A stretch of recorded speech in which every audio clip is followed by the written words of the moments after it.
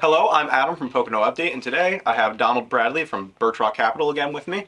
So, Donald, could you tell me a little bit what's going on with the crypto space currently? Yeah, I mean, there's a ton going on, right? I mean, there's tons of projects, 12,000 plus projects going on. So it can be very difficult to understand how all these different moving parts are kind of affecting society. Something that we covered before in our prior, discussions. There's a project out there, Flexa, very good project. I think it really helps to drive value into society, right? This project allows to facilitate some of those transactions that we talked about to happen between like a consumer and like a merchant, right? So if I wanted to, I can actually go to a merchant, Wegmans, ShopRite, Dunkin', and I can actually spend my digital assets or cryptocurrencies in real time. The real big problem when it comes to spending your digital assets or crypto is that whenever you decide to spend, right, the transaction has to be confirmed in the blockchain, right? So if I'm using my Bitcoin to be able to buy some coffee, for instance, it could take 10, 15, up to an hour maybe to confirm that transaction on the blockchain. And just to bring it back, every transaction has to be confirmed on the blockchain by miners, right? So if it's not confirmed, if it's unconfirmed, then the merchant's kind of waiting to see if they're actually going to receive the funds, right? If this is like a legitimate transaction. So with Flexa and their software and their technology, it allows for that instant transaction to occur in real time within a couple milliseconds. And that happens because at the point in time when you are going to pay for that coffee, they're instantly collateralizing your Bitcoin, for instance, right, with the equivalent amount of AMP. AMP, which is their native token by Flexa, is going to give the user the ability and the merchant the peace of mind to be able to make sure that they're going to get paid for the service or for the product that they're offering. So really great project. They have tons of partnerships, like I mentioned, with like Dunkin', Baskin Robbins, Bed Bath and Beyond, and tons of retailers. Chipotle, for instance, was their most recent, and it's just very very exciting because it just helps to actually bring real world case and real world use cases to society to say, okay, what can I actually do? Like I think for the most part, for a lot of the time, users get caught up in the digital asset and cryptocurrency space with like, okay, I'm gonna buy these tokens, right? But it's like, okay, what can I actually do with these tokens now? Like, how can I use it? How can it be of value to me?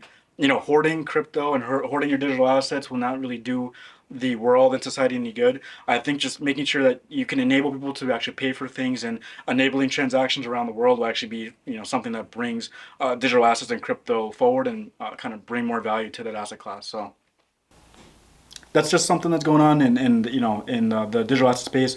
There's tons of other things going on as well when it comes to all these various projects. I would say it's important to do your due diligence, right?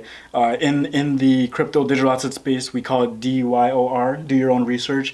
Very very important because if you do not understand how these projects are fundamentally structured, if you don't understand the team behind them and their experience, it could be very difficult for that project to do well. There could be a backdoor which can lead to a compromise, right? Where it could be exploited on the back end, all right, with whatever the technology can be. We see this a lot happening with like projects with interest-bearing accounts, right?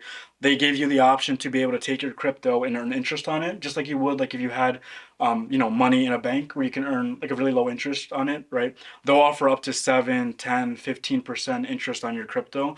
But if you don't understand how that company is actually going to provide you interest or how they're managing your tokens on the blockchain, you could be very vulnerable and you can actually lose all of your digital assets. So just making sure you understand the project that you're getting into, where you lend your crypto, is very, very important. The last thing that I'll mention here, right, in this segment will be, if it's not your keys, you don't own your crypto, right? And what I mean by that is like it's very, very important to how you store your crypto. If you're buying crypto on Coinbase, Gemini, any exchange, it's very important to actually withdraw those assets, right, into a cold storage wallet. And by cold storage wallet, it's something that's offline, disconnected from the internet. Like it's not accessible by anyone except for yourself. So you'll have a seed phrase that's only known to you.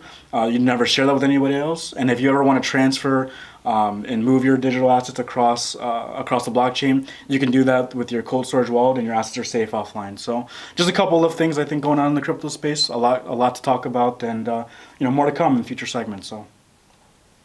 Donald, you mentioned something called the C phrase there. Can you explain what that is? Yeah, no, great question. So seed phrase is just basically like your a password that's going to be local to your cold storage wallet. So there's going to be 12 different type of phrases that will be assigned to like a ledger, for instance. So the ledger, it's a company that provides cold storage wallet technology, and it allows the user to take their crypto or digital assets offline. So when you set up your device, you're going to have a seed phrase, 12 phrases, right, that will be assigned to you at random. It's a great thing because, like I said, your crypto digital assets are offline. But if you forget that seed phrase, if you don't remember it, you will never be able to access your crypto again. So it's very important to write those things down, keep those in a safe. It's just like, at this point in time, like you managing your own bank account. You're kind of the owner, so you have to just make sure you take with the sincerity and you understand how to manage these assets and this technology. Donald, as always, it's always a pleasure to have you on Pocono Update. Once again, my name is Adam Capitordo, and this is Donald Bradley from Birchrock Capital. He is the CEO and founder. Awesome. Thanks, Adam. Appreciate it. More to come.